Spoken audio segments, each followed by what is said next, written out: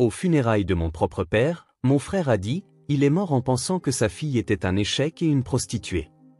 Les invités ont ri. Maman a hoché la tête. Je suis resté figé. Puis ma nièce de 9 ans a dit, dois-je dire à tout le monde ce que grand-père a écrit dans sa dernière lettre à ton sujet, oncle Brian? Avant de commencer l'histoire, n'oubliez pas de laisser un like et de vous abonner à la chaîne pour voir plus d'histoires comme celle-ci. Le salon funéraire était comble, rempli de 200 personnes toutes vêtues de noir, feignant de pleurer un homme que la plupart d'entre elles connaissaient à peine. Je me tenais près du cercueil en acajou de mon père, mes doigts agrippant le bord du banc si fort que mes jointures étaient devenues blanches. L'odeur entêtante des lys se mêlait au parfum coûteux de la foule des associés de mon frère, venus pour être vus plutôt que pour pleurer le défunt. Mon frère Brian ajusta le micro sur le pupitre, ce sourire narquois si familier qui se dessinait au coin de ses lèvres. Il portait son costume le plus cher, celui italien, qu'il avait acheté avec l'argent d'une prime, prétendait-il, mais dont je savais qu'il venait d'ailleurs. Son regard balaya la foule avant de se poser sur moi. Et à cet instant, je sus qu'il s'apprêtait à faire quelque chose de cruel. C'était le même regard qu'il avait quand nous étions enfants et qu'il racontait des mensonges sur moi à nos parents, me regardant me faire punir pendant qu'il jouait au fils parfait. Avant de poursuivre mon éloge funèbre, dit Brian, sa voix empreinte de cette fausse sincérité qu'il avait perfectionnée au fil des ans, je pense qu'il est important que nous soyons tous honnêtes sur qui était vraiment mon père et sur ce qu'il pensait réellement. La foule se pencha légèrement en avant. Mon oncle Denis s'agita mal à l'aise sur son siège. Ma tante Carole attrapa la main de son mari. Mon père, Gordon, était un homme de vérité, continua Brian en desserrant théâtralement sa cravate. Il croyait qu'il fallait appeler les choses par leur nom, et je ne lui rendrais pas hommage si je ne partageais pas ses dernières pensées sur la famille. Mon estomac se noua. J'essayai de croiser le regard de ma mère, Patricia, espérant qu'elle interviendrait, mais elle était assise au premier rang, le menton relevé, cette expression froide qu'elle avait perfectionnée en 30 ans de mariage gravée sur ses traits. Elle portait le collier de perles que papa lui avait offert pour leur anniversaire, celui dont elle s'était plainte parce qu'il était trop petit. Voyez-vous, la voix de Brian devint plus forte, plus assurée, mon père est mort avec un grand regret. Une déception qui l'a hanté jusqu'à son dernier souffle. Il marqua une pause, savourant l'instant. Le directeur des pompes funèbres se tenait nerveusement près de la porte latérale. Wendy, la femme de Brian, gardait les yeux fixés sur ses genoux, ses mains si serrées que le bout de ses doigts était rouge. Gordon est mort en pensant que sa fille Talia n'était rien d'autre qu'un échec et une salope. Les mots frappèrent la pièce avec une force physique. Plusieurs personnes eurent un hoquet de surprise. D'autres rirent nerveusement, un son aigu et déplacé dans cet espace sacré. Mais le plus blessant fut de voir ma mère hocher la tête lentement, délibérément, s'assurant que tout le monde voit son approbation. C'est exact, continua Brian, encouragé par la réaction. Ma sœur a préféré sa carrière dans une clinique vétérinaire à une vraie profession. Elle a choisi un mariage raté plutôt que la loyauté familiale. Et quand ce mariage s'est terminé, eh bien, nous savons tous quel genre de femme quitte son mari, n'est-ce pas? D'autres rires gênés parcoururent la foule. Je reconnus certains de ses partenaires de golf, des hommes qui n'avaient jamais rencontré mon père, mais qui étaient venus parce que Brian les avait invités. Ils appréciaient le spectacle, traitant mon humiliation comme un dîner-théâtre. Je restais complètement immobile, incapable de bouger, incapable de parler. J'avais l'impression que mes jambes allaient flancher, mais je refusais de montrer la moindre faiblesse. Pas ici, pas devant eux. Les larmes me brûlaient les yeux, mais je ne les laisserais pas couler. Je me mordis l'intérieur de la joue assez fort pour sentir le goût du sang, utilisant la douleur pour garder les pieds sur terre. La vérité blesse, dit Brian, sa voix feignant désormais la sympathie. Mais papa aurait voulu qu'elle soit dite. Il est mort honteux de ce que sa fille était devenue. Ce furent littéralement ses derniers mots. Brian, ta sœur s'est avérée être tout ce que j'ai essayé d'empêcher. Et j'ai répondu, je sais, papa. Nous le savons tous. C'est alors que je l'entendis. Une petite voix, claire et forte, perçant le silence horrible qui suivit les paroles de Brian. Tonton Brian, tu mens. Toutes les têtes dans la pièce se tournèrent. Ma nièce de 9 ans, Zara, s'était levée sur le banc, à peine assez grande pour voir par-dessus les adultes, même debout. Elle portait la robe noire à petite Marguerite que je lui avais achetée à Noël dernier, celle qu'elle avait insisté pour mettre parce que grand-père adorait les marguerites. Dans ses petites mains, elle serrait une enveloppe froissée. Le visage de Brian devint rouge écarlate. Zara, assieds-toi immédiatement. Mais Zara ne s'assit pas. Elle regarda son père droit dans les yeux, des yeux qui semblaient bien plus vieux que ses 9 ans. Papy m'a donné une lettre. Il a dit que tu dirais peut-être des choses méchantes sur tante Talia à ses funérailles. Il a dit que si tu le faisais, je devrais lire ce qu'il a vraiment écrit. La pièce était si silencieuse que je pouvais entendre le bourdonnement de la climatisation. Le téléphone de quelqu'un vibra, et la personne le réduisit frénétiquement au silence. Ça suffit, jeune fille, Brian s'avança vers sa fille. Mais Zara recula d'un pas, tenant la lettre plus haut. Est-ce que je dois dire à tout le monde ce que papy a écrit sur toi, tonton Brian? Sa voix ne trembla pas. Est-ce que je dois leur dire ce qu'il a vraiment dit? Sur l'argent? Sur Madame Henderson? Sur la raison pour laquelle il a changé son testament? Brian se figea net. Son visage passa du rouge au blanc si rapidement que je crus qu'il allait s'évanouir. La tête de Wendy se releva brusquement, ses yeux soudain alertes et fixés sur sa fille. « Qu'est-ce que tu as dit ?» La voix de Wendy était à peine un murmure. Mais dans la salle silencieuse, tout le monde l'entendit. Ma mère se leva brusquement. « C'est déplacé. Que quelqu'un maîtrise cet enfant. » Mais oncle Denny se leva aussi, se plaçant entre Brian et Zara. « Laisse-la parler, dit-il fermement. Si Gordon a laissé une lettre, nous devons l'entendre. » Le directeur des pompes funèbres semblait vouloir disparaître dans le sol. La foule était figée, attendant. Et à cet instant, en regardant ma petite nièce courageuse tenir tête au père qui la terrifiait, tenant une lettre du grand-père qui avait tout vu venir, je réalisais quelque chose. Mon père avait su exactement ce que Brian ferait. Il l'avait su et il l'avait prévu. L'homme qui ne m'avait jamais défendu de son vivant avait mis en place une ultime défense après sa mort. Lila, ma chérie, dis-je, ma voix plus forte que je ne l'aurais cru. Zara me regarda et sourit, un sourire triste et entendu qui me brisa le cœur. Puis elle déplia soigneusement la lettre, et la salle entière retint son souffle. 3 jours avant de me trouver dans ce salon funéraire à regarder mon monde s'effondrer, j'examinais un Golden Retriever avec une patte cassée à la clinique vétérinaire de Riverside. La propriétaire du chien, une femme âgée nommée Madame Chen, tenait sa patte pendant que je préparais l'appareil à rayon X. C'était un mardi après-midi typique, le genre de journée où je me sentais le plus moi-même, entouré d'animaux qui avaient besoin d'aide et de gens qui me faisaient confiance pour la leur apporter. « Vous avez des mains si douces, ma chère », avait dit Madame Chen. « Buddy ne laisse jamais personne le toucher quand il a mal, mais il vous fait confiance. » J'ajustais la plaque de radiographie quand mon téléphone sonna. Le nom de ma mère s'afficha, ce qui était inhabituel. Patricia Morrison ne m'appelait que si elle avait besoin de quelque chose ou voulait critiquer quelque chose. J'ai failli ne pas répondre, mais quelque chose m'a poussé à décrocher. « Ton père a eu une crise cardiaque », dit-elle sans préambule. « Il est à l'hôpital général de Riverside. Ça n'a pas l'air bon. » Le trajet jusqu'à l'hôpital fut un enchaînement flou de feux rouges auquel je remarquai à peine m'arrêter. Mon père, Gordon Morrison, n'avait que 58 ans. Il travaillait encore 60 heures par semaine à la quincaillerie Morrison, le magasin que son père avait ouvert et dont il avait hérité. Il allait encore pêcher chaque dimanche matin au lac Patterson. Il apportait encore des oiseaux blessés dans des boîtes à chaussures à ma clinique, en grommelant que c'était une perte de temps tout en nommant secrètement chacun d'eux. Quand j'arrivai aux soins intensifs, il était parti. Le médecin, un jeune interne à l'air épuisé, expliqua que les dégâts avaient été trop importants. C'était rapide, m'assura-t-il, comme si cela rendait les choses meilleures. Il n'a pas dû souffrir. Brian était déjà là, encore en tenue de golf, prenant des dispositions sur son téléphone. Il me jeta un regard, puis retourna à sa conversation sur les salons funéraires et les arrangements floraux. Wendy était assise dans un coin, faisant défiler son téléphone, murmurant de temps en temps des condoléances appropriées. Ma mère se tenait près de la fenêtre, le visage calme, planifiant déjà les funérailles qui donneraient une bonne image d'elle. « Les Henderson s'attendront à une invitation », disait-elle à Brian, et les membres du Rotary Club. Ton père en était membre depuis 15 ans.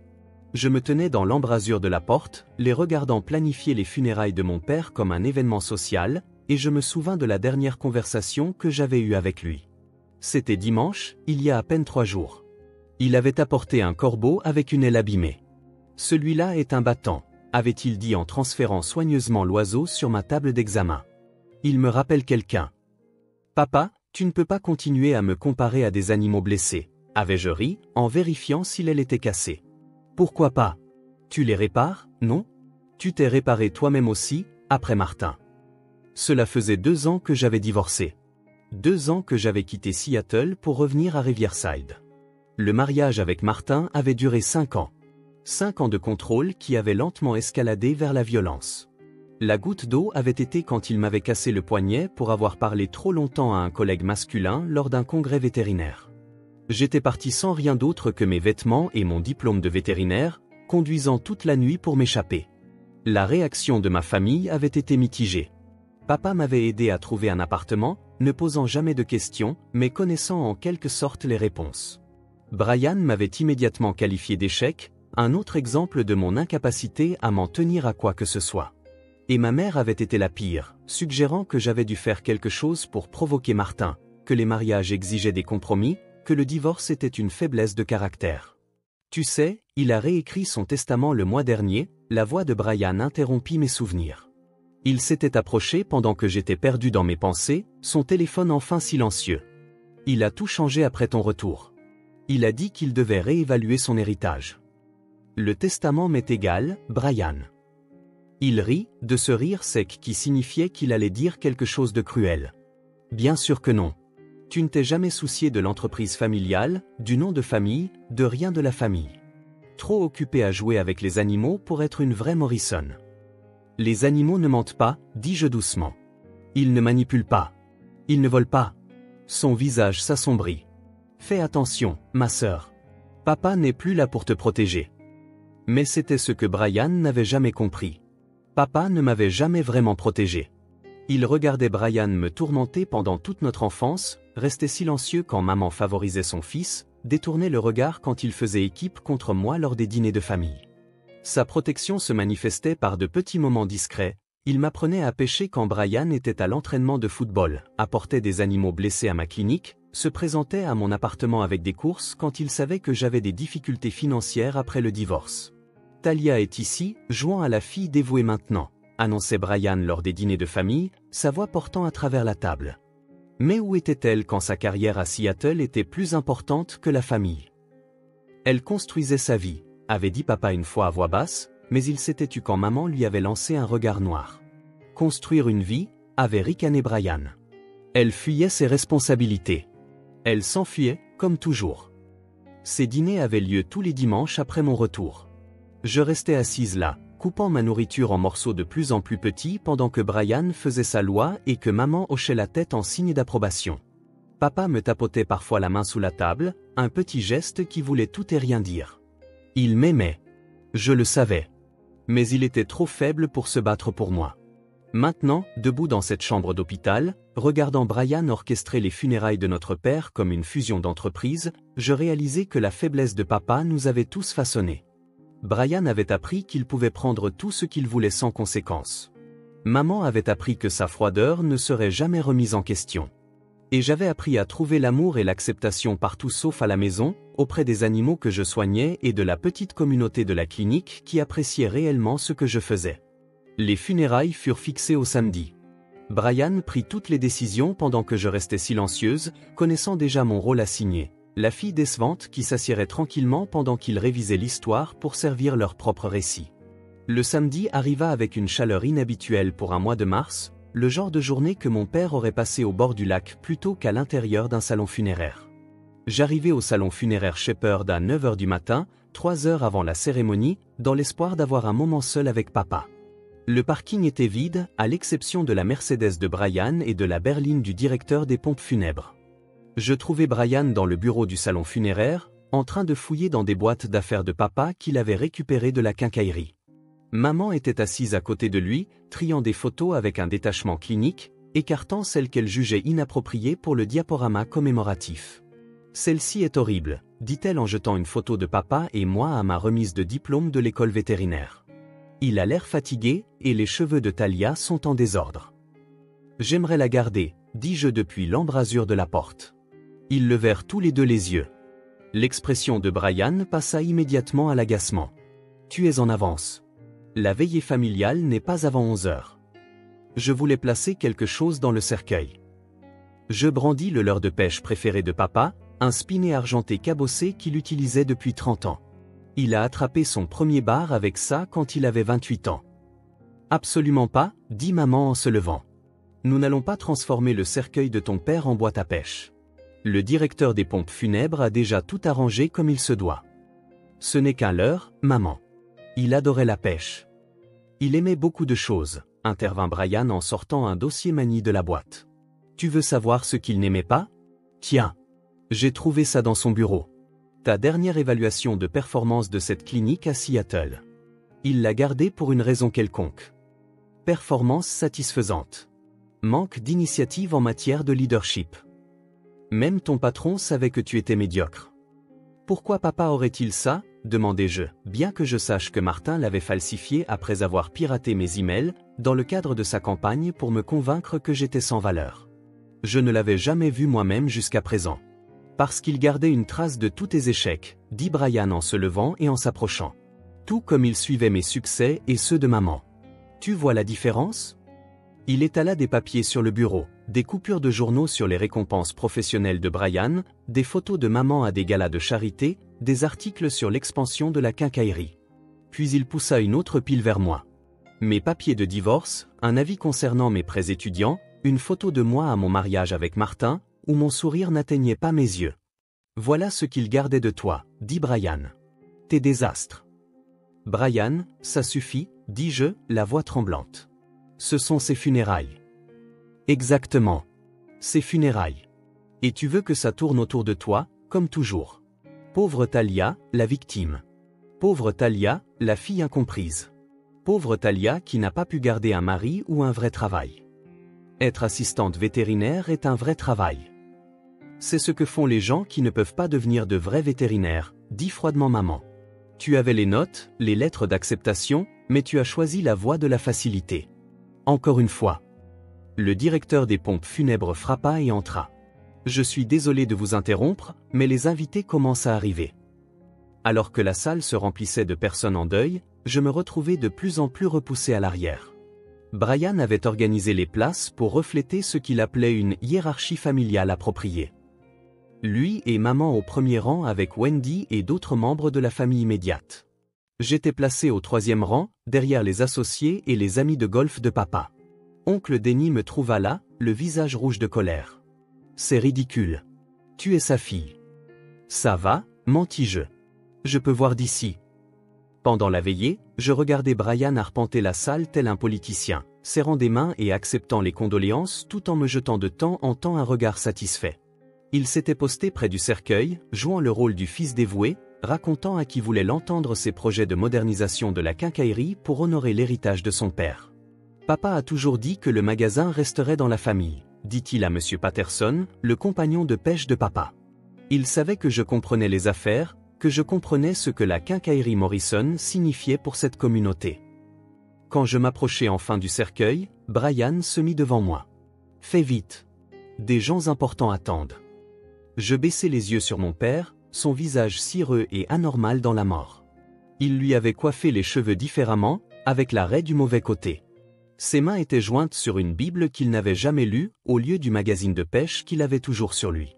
Tout dans ses funérailles était un mensonge, une performance pour des gens qui ne connaissaient pas vraiment Gordon Morrison.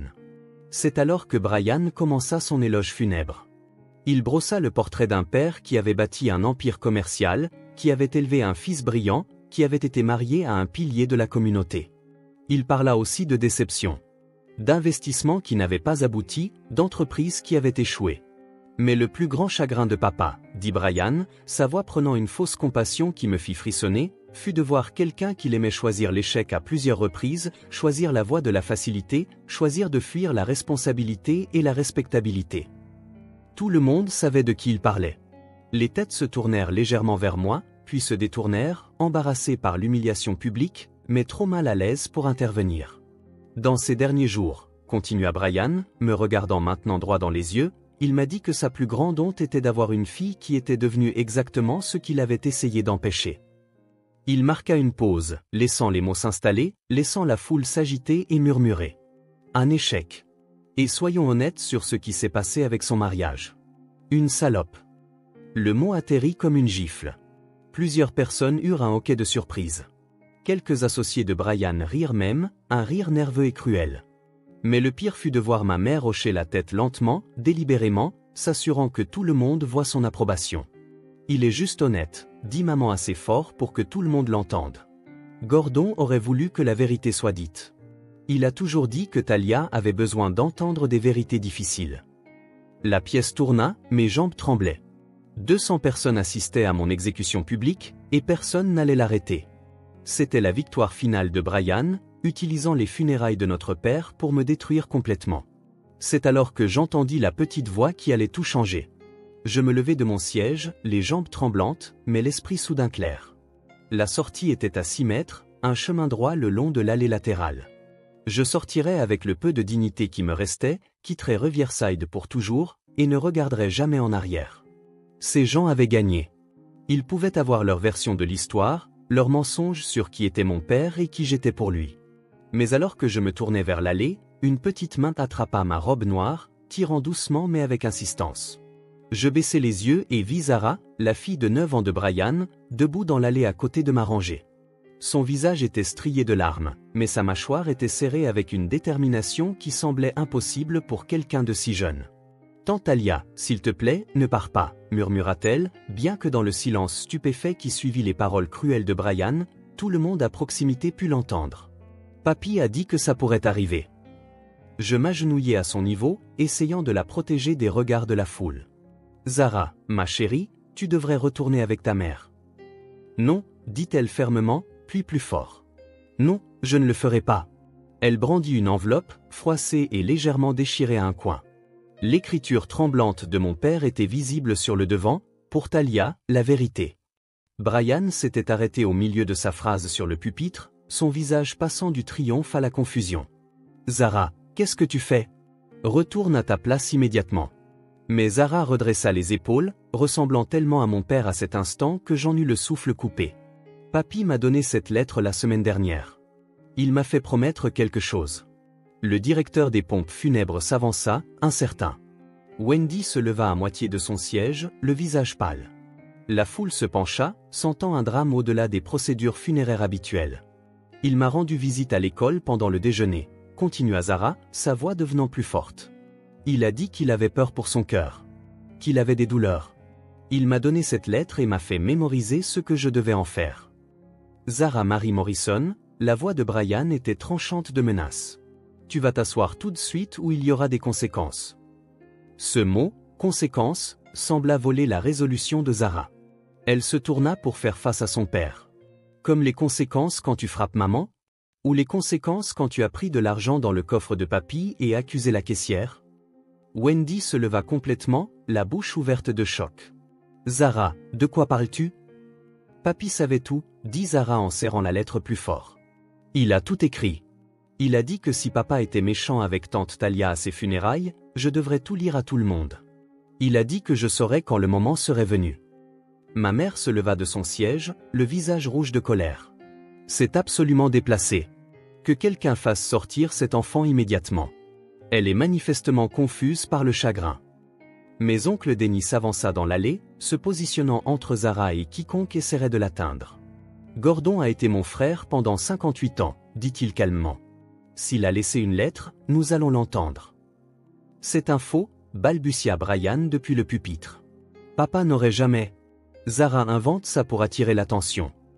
Zara le regarda de ses yeux stables. « Tu dis toujours que je suis comme papy. Trop têtue, trop curieuse, trop prompte à me lever quand je devrais m'asseoir. Tu te souviens quand tu as dit ça, papa, la semaine dernière, quand je t'ai demandé pourquoi tu prenais de l'argent dans la caisse de papy? » La pièce éclata en chuchotement. Les associés de Brian échangèrent des regards. Monsieur Patterson, le compagnon de pêche de papa, se leva lentement. « Laisse la fille lire la lettre, Brian, » dit-il. « Si c'est un faux, nous le saurons tous bien assez tôt. » Je retrouvai enfin ma voix. « Zara, ma chérie, tu n'es pas obligée de faire ça. Ton père pourrait être en colère contre toi plus tard. » Elle me regarda avec des yeux bien trop sages pour ses 9 ans. « Papy a dit que tu essaierais de protéger tout le monde, même les gens qui te font du mal. Il a dit que c'était ce qui te rendait spécial, mais aussi ce qui te rendait vulnérable. Il a dit que je ne pouvais pas te laisser protéger papa cette fois. » « C'est insensé, » dit Brian en commençant à bouger du pupitre. « Je suis son père, et je lui dis d'arrêter. »« Et j'étais le frère de Gordon, » dit fermement oncle Denis. « Et je lui dis de continuer. Tante Carole se leva à côté de son mari. Je suis d'accord. Lila, ma chérie. D'autres personnes se levèrent. Monsieur Patterson, Madame Chen de la clinique vétérinaire qui avait entendu parler des funérailles, le docteur Rodriguez, le propriétaire du cabinet où je travaillais. Même certains associés de Brian se levèrent, sentant peut-être l'authenticité dans la voix de Zara, ou peut-être juste morbidement curieux de ce qui allait se passer. Wendy s'approcha de sa fille, et pendant un instant, je pensais qu'elle allait lui prendre la lettre. Au lieu de cela, elle s'agenouilla à côté de Zara et dit doucement, « Dis la vérité, mon bébé. » Quoi que papy ait écrit, dis la vérité. Le visage de Brian était passé du rouge au violet. Wendy, tu ne peux pas être sérieuse. Elle a 9 ans. Elle est assez grande pour savoir ce qui est bien et ce qui est mal, répondit Wendy, sa voix portant une force que je ne lui avais jamais entendue. Une chose que tu sembles avoir oubliée. Maman essaya une dernière fois. Ce sont des funérailles, pas un cirque. Gordon serait horrifié. Gordon serait fier, rétorqua oncle Denny. Il a toujours dit que la vérité finissait par éclater. On dirait qu'il s'en est assuré. Zara déplia soigneusement la lettre, ses petites mains maintenant stables.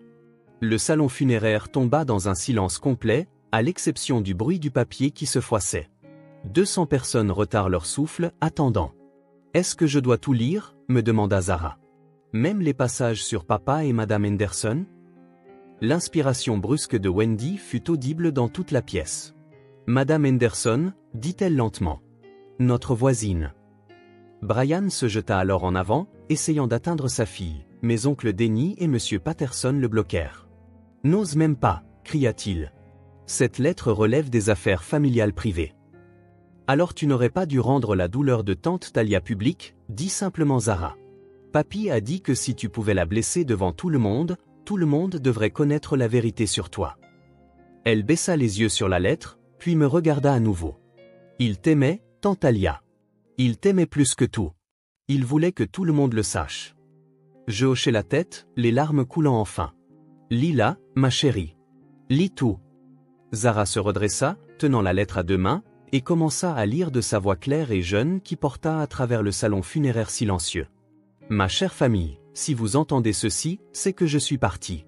Et Brian est probablement en train de transformer mes funérailles en une nouvelle occasion de blesser Talia. Fils, je t'ai regardé manipuler et mentir pendant des années, mais je suis resté silencieux parce que j'étais un lâche. Plus maintenant. Brian tenta à nouveau d'atteindre sa fille, mais cette fois, plusieurs hommes se levèrent, formant une barrière. Son visage était violet de rage, les veines saillantes sur ses tempes. Zara continua, la vérité sur le testament. Je l'ai changé le mois dernier, mais pas comme Brian le pense. Tout va à Talia, à l'exception $1, qui va à Brian. Le montant exact qu'il a volé dans la caisse quand il avait 16 ans et dont il a accusé Talia. Oui, j'ai toujours su. J'ai la vidéo de sécurité, Brian. Je l'ai depuis 13 ans. Des murmures parcoururent la foule. Ma mère s'effondra sur son siège, le visage blanc comme un linge. Brian détourne de l'argent de la quincaillerie Morrison depuis 5 ans. Chaque faux paiement de fournisseur, chaque commande de fourniture gonflée, chaque retrait en espèces marqué comme réparation d'urgence est documenté dans un coffre-fort à la First National Bank. Seule Talia y a accès maintenant. Les preuves incluent des signatures falsifiées, des factures truquées et des photographies de Brian chargeant des stocks volés dans sa Mercedes après les heures de fermeture. Ce sont des mensonges, cria Brian, sa voix se brisant. Papa était sénile. Il ne savait pas ce qu'il écrivait. Zara regarda son père fixement. Papy a dit que tu dirais ça.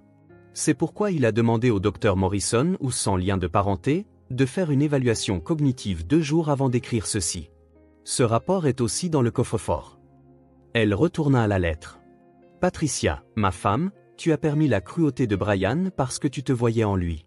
Tu as repoussé notre fille parce qu'elle te rappelait ta sœur Margaret, que tu as enviée toute ta vie.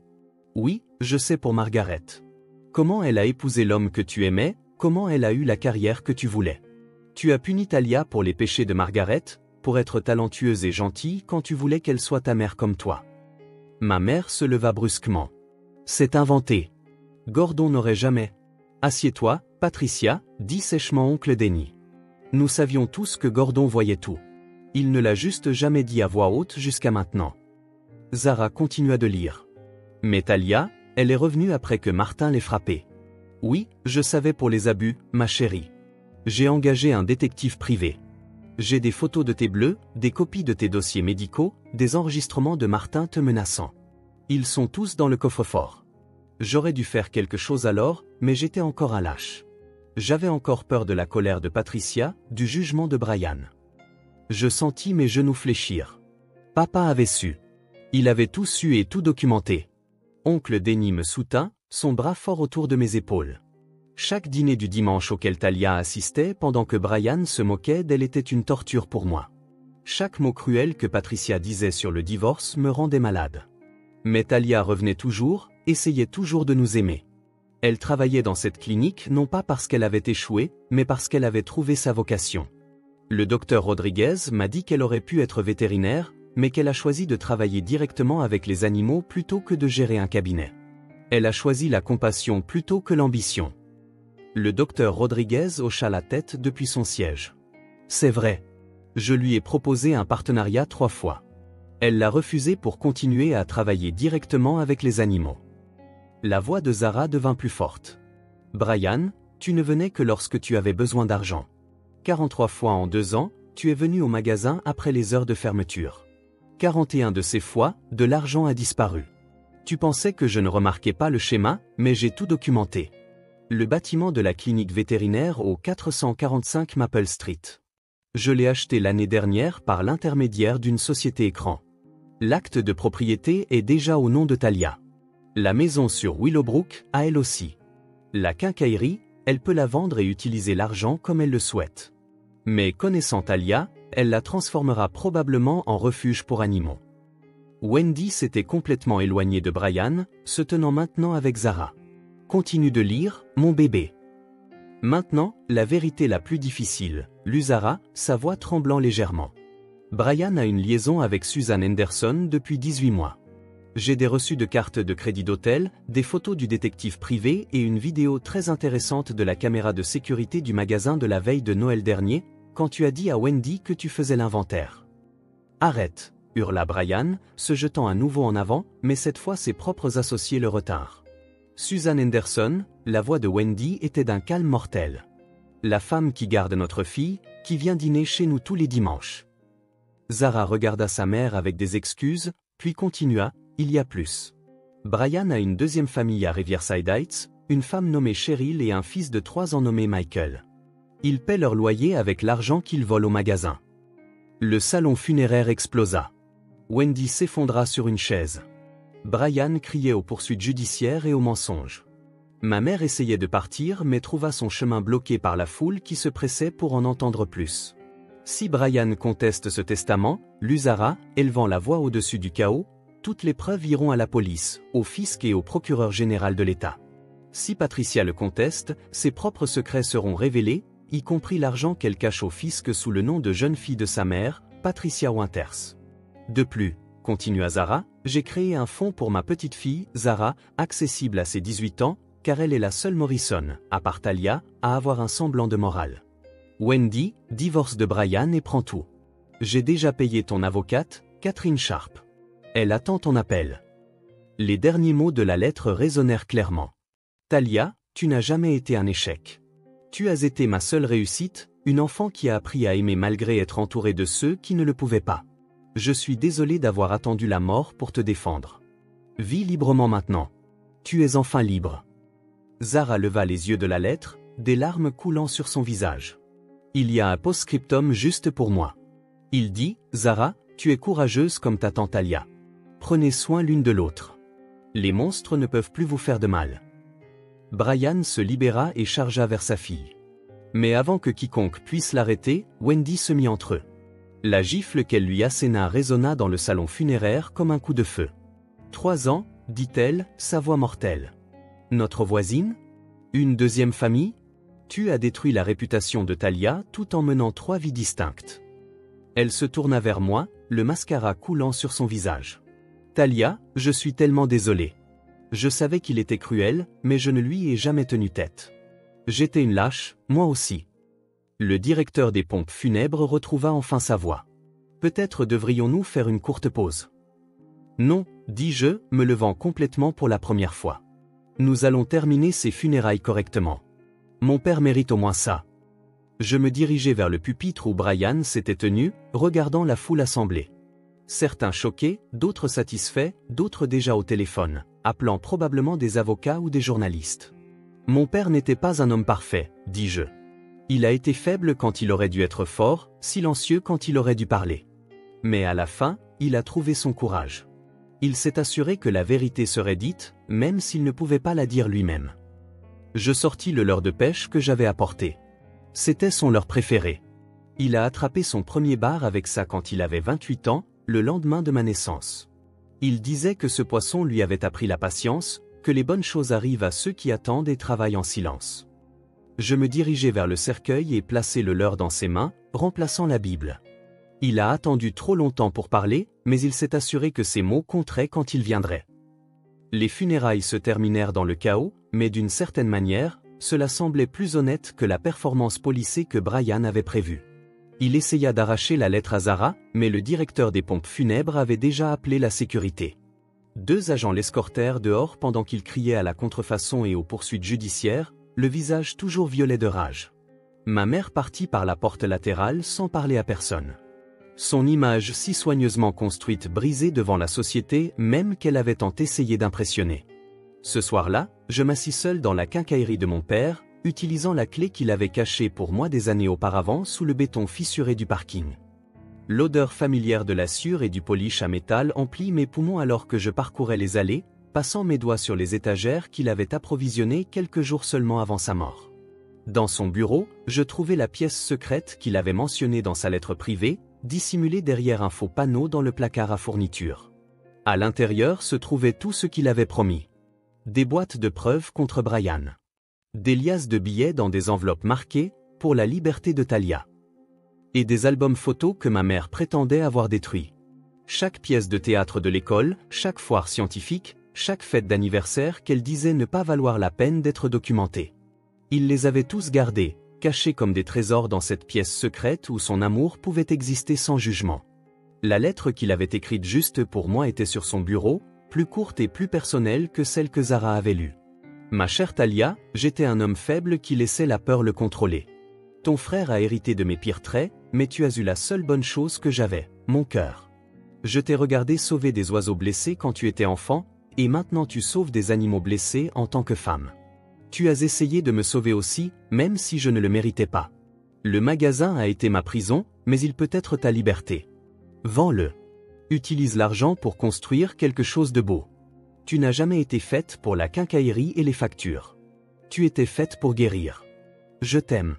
Je t'ai toujours aimé. Je n'ai juste jamais su comment le montrer quand ça comptait. 6 mois ont passé depuis ses funérailles. Brian purge une peine de 5 ans dans une prison fédérale après que le fisc a découvert qu'il avait volé plus de 200 000 $. Ils ont également découvert 3 autres entreprises dont il détournait des fonds en utilisant les compétences qu'il avait perfectionnées au magasin de papa. Sa 2e famille a disparu après que Cheryl a découvert qu'il avait une 3e famille dans un autre comté.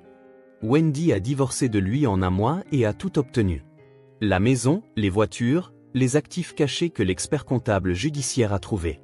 Elle amène Zara à mon nouvel hôpital pour animaux chaque week-end, où elle fait du bénévolat dans le service de convalescence.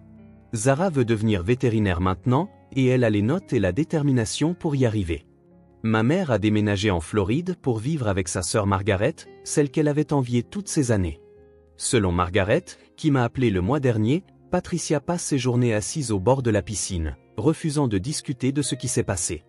Elle ne m'a jamais contacté, ne s'est jamais excusée, mais Margaret dit qu'elle garde une photo de moi des funérailles sur sa table de chevet. C'est le moment où je me tenais au pupitre, disant enfin ma vérité. Je ne sais pas ce que cela signifie, et je ne suis pas sûr que cela m'importe encore. La quincaillerie s'est vendue plus cher que quiconque ne l'avait prévu. Un jeune couple l'a achetée, prévoyant de la transformer en un espace de création communautaire. Ils ont gardé le nom Morrison par respect pour l'héritage de mon père, le vrai, pas celui que Brian a essayé de créer. J'ai utilisé l'argent pour agrandir la clinique vétérinaire en un hôpital complet pour animaux avec un service d'urgence et un sanctuaire pour les animaux qui ne peuvent pas être adoptés. Nous avons inauguré l'aile commémorative Gordon Morrison le mois dernier. La plaque sous son portrait dit « Pour les choses brisées qui méritent de guérir ». Lors de la cérémonie d'ouverture, Zara a coupé le ruban en portant la robe à Marguerite qu'elle portait à ses funérailles. « Papy adorerait ça », a-t-elle dit, et je savais qu'elle avait raison. Le docteur Rodriguez m'a faite partenaire à part entière, mais je passe toujours la plupart de mon temps avec les animaux. Hier, quelqu'un a apporté un corbeau avec une aile cassée, et j'ai pensé à papa, à cette dernière conversation que nous avions eue. Le corbeau était un battant, tout comme il l'avait dit, tout comme moi. Parfois, la nuit, je rêve de ses funérailles, du moment où Zara s'est levée avec cette lettre. Une fillette de 9 ans est devenue la voix que mon père n'a pas pu être de son vivant. Courageuse là où il avait été lâche, claire là où il avait été silencieux. Elle m'a sauvé ce jour-là. Cette petite fille qui avait observé la cruauté de sa famille et avait choisi la gentillesse à la place. Tante Talia, m'a-t-elle demandé récemment, tu penses que papy savait que je serais assez courageuse pour lire la lettre ? Il savait que tu étais ma nièce, lui ai-je dit en la serrant fort dans mes bras. C'était suffisant. Parfois, la meilleure vengeance n'est pas la vengeance du tout. C'est de bien vivre, malgré ceux qui ont essayé de vous briser. C'est de construire quelque chose de beau à partir des cendres de ce qu'ils ont brûlé. Mon père le savait. Il savait aussi que parfois, la plus petite voix dans la pièce, une fillette de 9 ans avec la lettre de son grand-père, peut faire tomber des royaumes bâtis sur des mensonges. Les funérailles qui devaient m'enterrer sont devenues ma résurrection. Et chaque animal que nous sauvons, chaque vie que nous guérissons, chaque jour où je me réveille libéré du poison de ma famille est un témoignage d'un père qui a trouvé son courage trop tard dans la vie, mais juste à temps pour sauver sa fille. Si cette histoire a résonné en vous, si vous avez déjà été le mouton noir de votre famille ou si vous avez trouvé votre force dans des endroits inattendus, veuillez partager cette vidéo avec quelqu'un qui a besoin de l'entendre. Laissez un commentaire ci-dessous sur un moment où la vérité a finalement éclaté dans votre vie. Et n'oubliez pas de vous abonner à notre chaîne pour plus d'histoires puissantes de rédemption, de courage et de héros inattendus qui changent tout. Rappelez-vous, parfois les plus petites voix disent les plus grandes vérités.